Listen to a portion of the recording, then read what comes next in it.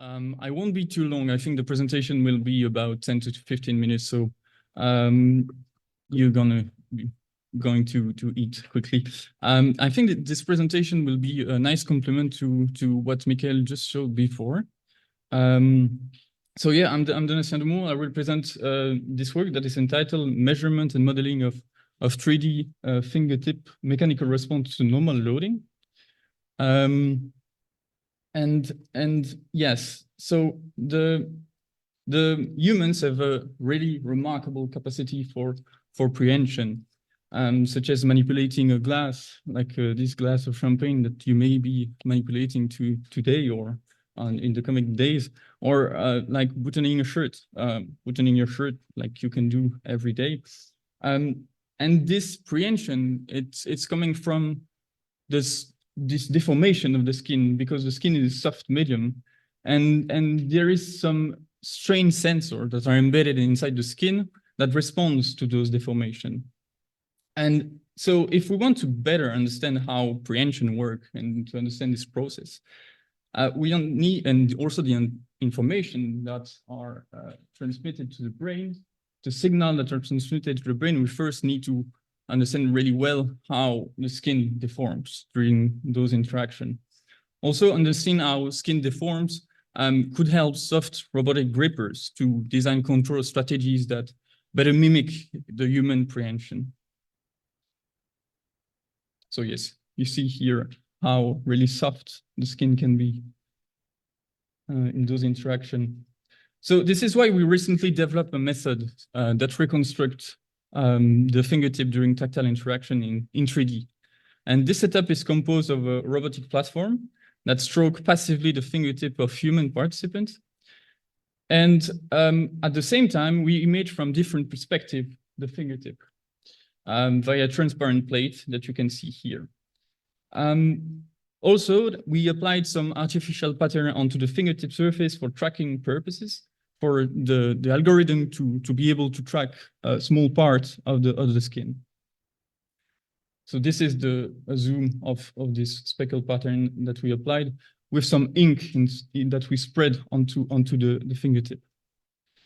And so in this study, we focused on the simplest movement that we can make, the normal loading. And why is it that interesting? Well, as simple as it is, it has been shown that there is complex phenomenon happening there, and it can give a lot of information about the contact and also the environment that we are touching, potentially the friction.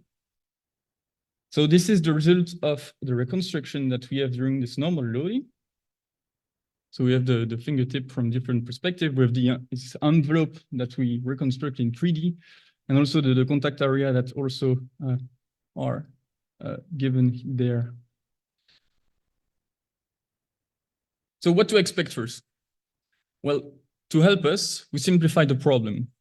It has been shown by the work of Srinivasam in 1996, I think, that the gross structure of the fingertip can be considered as a membrane object filled with fluid. And hence, we looked at this theory of a spherical membrane that is pressed against a flat, rigid plate with high friction, and how the membrane deforms. And for this problem, we can look at it as an axisymmetric coordinate frame. The model shows that the principal direction are those two, in the meridional direction and in the circumferential direction. Now, if we look at the amplitude of those deformations along the membrane, so in this direction, we can see that there is really three main things to see. First, there is contraction in the meridional direction, and there is elongation in the circumferential direction. Also, what we can, that is striking in those is that there is this maximum contraction happening really at the border of the contact. And why is that happening? Well, as you can see here for different loading, it's exactly the same. So we press more, in fact, the membrane in this case. And we really see that this happens once we are at the border. Why? Because everything that is inside it is really stuck with the platform because of this high friction. Only the outside is still able to deform more. And so this is why this phenomenon happened. We can really see also that, well, the deformation increase with loading increases. And so, yeah, can we validate that with our empirical measurements, before moving to the fingertip? So let's take a look at what we have first. The first validation is that we have the same principal direction for our empirical modeling. And so we can really see that there is really, oh, you can't see my pointer, sorry. Oh. Yeah, so there is really meridional direction for the EPC1, so the first principal strain, and there is circumferential direction for the EPC2, which is exactly the same as for the theory. And now for the second validation is the amplitude. And again, we really see that for different loading condition, we have this peak of contraction happening at the contact border, just as what we showed with the model. So yeah, we can really see here also this model. You see the balloon, the membrane pressing against the flat surface. Okay, so now that we have a good idea of what we could expect, let's compare that to the fingertip, to the fingertip to the model. First, the principal direction. Well, we get the same. We get the same as the balloon. We have this in the hemisphere where the fingertip is more or less a sphere. We have the same meridional direction and circumferential direction, just as for the balloon. Now for the amplitude, there is multiple things to see, but like the first thing that we can really see is that there is also elongation in the circumferential direction, and there is contraction in the other direction. As you can see, it's negative for the meridional direction, and in the circumferential direction, we have positive deformation at the membrane level. Also, we see that as we increase more the loading, there is an increase of deformation that is really substantial. We are here at the level of 5 to 10% of deformation. It's quite something. Also, we see that this deformation increases radially or meridionally with the loading. Another thing that we can see is that the peak of contraction is kind of also, so here you can see the inside and the outside of the contact. And the peak of contraction is kind of also following the border of the contact, so near the border. But there are similitudes, but there's also striking differences. At very low forces, we can see that there, at very low forces, the finger experience a lot of deformation. We are only at 0.05 Newton there, and the deformation is really significant there, which is not the case for the membrane, for the balloon. And this is the case up until a certain point. So there we are at 0.5, and then the fingertip becomes to be saturated. It's saturating the deformation inside the contact, but as we can see, there is still deformation outside the contact in the circumferential direction that are significant with more force applied. A thing that we can see is that the peak, I said the peak was near the contact border. Yes, that's true, but we can see that the deformation increase also at location where they were already inside the contact. So you see here, those parts are already inside the contact, are 0.05 Newton.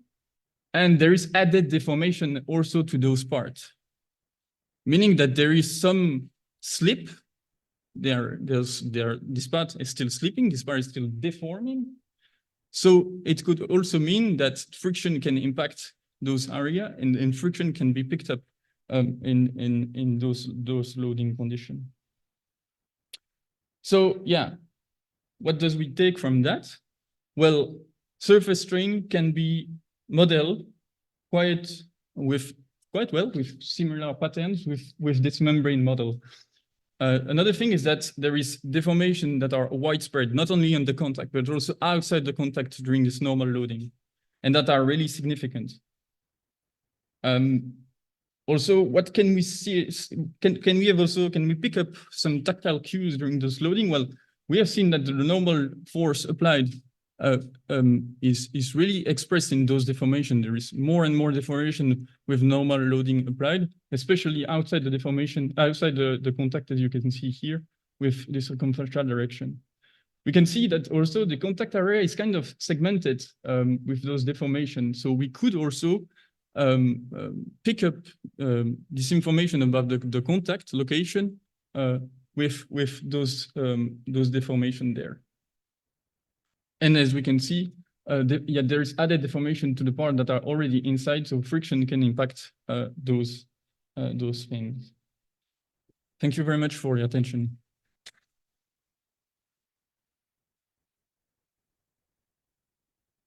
Yeah, for this very nice talk, very interesting results. We have time for questions, yes.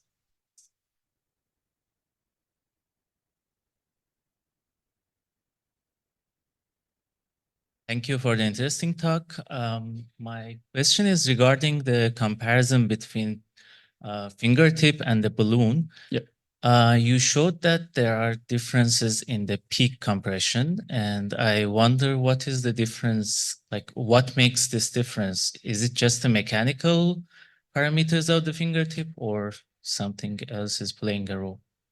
Well, at this point, we don't know, but maybe the stiffness of the skin of the human change over the normal loading, because it's really a nonlinear phenomenon. There also can be radial a beam, some kind of beam inside the skin that could increase the stiffness of it during the normal loading. So this could be the impact of that.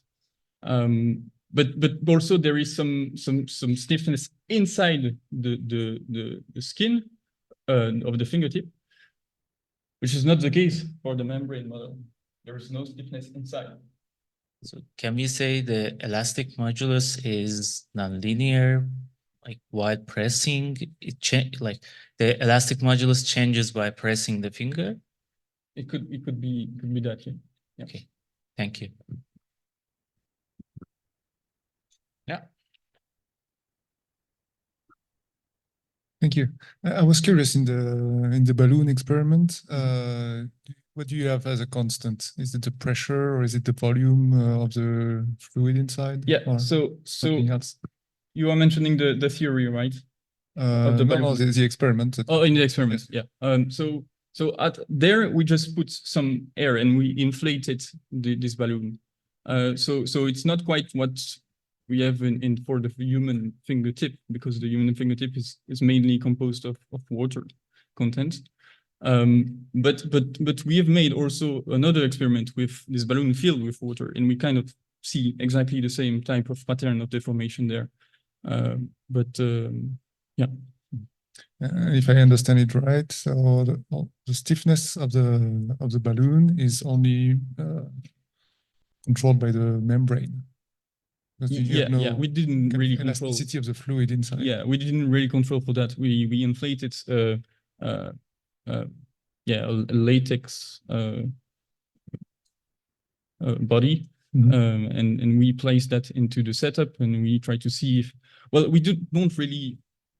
It doesn't really matter the amplitude of the deformation for the balloon. We just wanted to see if the pattern of deformation were resembling what we had with the fingertip, right? Okay. If you would take a Hertz model, for example, the pattern would be very different.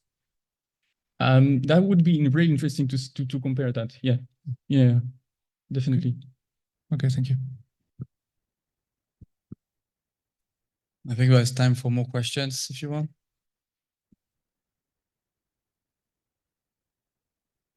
Okay, maybe I have one. Oh, you want? Yeah, go ahead. Have you tested with different fingertips or just one fingertip? Yeah, we did that for different fingertips, and also there is differences in the deformation for different fingertip, because there is also curvature difference. Fingertip are smaller for certain people than others, and also the stiffness can change. But in the end, this was for only one fingertip, but with different trials average there. But we see also the same type of deformation for different subjects. Like we see that this contraction wave in this direction and this elongation in the other, and the same also type of amplitude. So basically we agree with different that agree with different fingertips. Yeah. Thank you. Yeah, great talk, Donatien. Thank you. I have a question about the imaging methods. Do you think you really need the ink on the fingerprints, or can you use the fingerprints to reconstruct? Yeah, the that's yeah, because you use the bare fingerprint, I would say, to look at that. Yeah, we needed the speckle pattern that we applied onto the skin. I will go back to that. For the tracking system to be able to track those parts at each frames, and then to be able to match different cameras together. So this was really something that we needed to do. We tried it without any ink. It didn't work. It didn't work. Okay. But well, the ink is only a few microns of So it doesn't so change the dynamics, or like. so no, there is a study of Annika Kao that use also the same type of method. She applied some paint first onto the fingertip to have a more something like that can be really different from the ink. And so the paint would increase a little bit the depth of the well, I can't say yeah of it, but in the end, apparently for perception, it didn't change anything. But here we didn't use the paint, so it was even without it. So even with less thing contracting those phenomena. Yeah. Thank you. Okay, maybe I ask my question. I still have time. Yeah, we still have time. So you show that Srinivasan's model, the waterbed model, doesn't work quite well, right? And I think it's not super surprising in the sense that, yeah, as you said, the soft tissue, the subcutaneous tissues are elastic.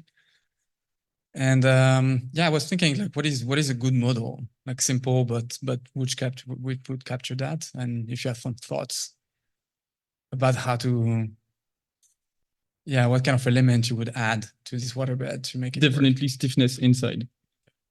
The impact of that compared to the stiffness of the membrane itself. And then, yeah, first looking at that. Yeah, definitely. So like a membrane with stiff. Like first, like yeah, the membrane and change the stiffness compared to the membrane, how it would change the effect of the deformation. Yeah. Okay.